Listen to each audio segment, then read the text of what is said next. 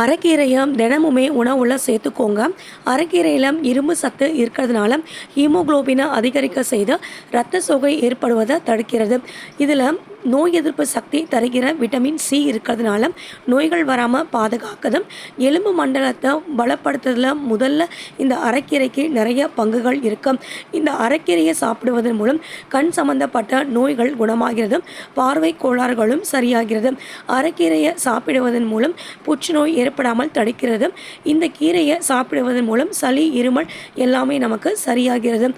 கீரையை 4-5 தடவை நல்லா அலசிட்டு குக்கரில் வச்சு அது கூட கொஞ்சம் தண்ணி, தக்காளி, வெங்காயம், பச்சை மிளகாய் போட்டு கொட்டை புளியும் போட்டு உப்பை போட்டு வேக வச்சு எடுத்துருங்க.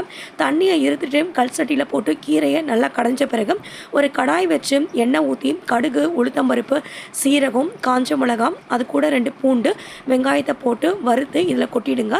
அவ்வளோ சூப்பராக இருக்கும். பாலூட்டும் தாய்மார்கள் மற்றும் பிரசவித்த பெண்கள் இவங்க எல்லாருமே இந்த அரைக்கீரையை சாப்பிடுவதன் மூலம் அவங்களுக்கு மிகச்சிறந்த ஒரு சத்தான ஒரு ஆகாரம் அவங்களுக்கு கிடைக்கும்.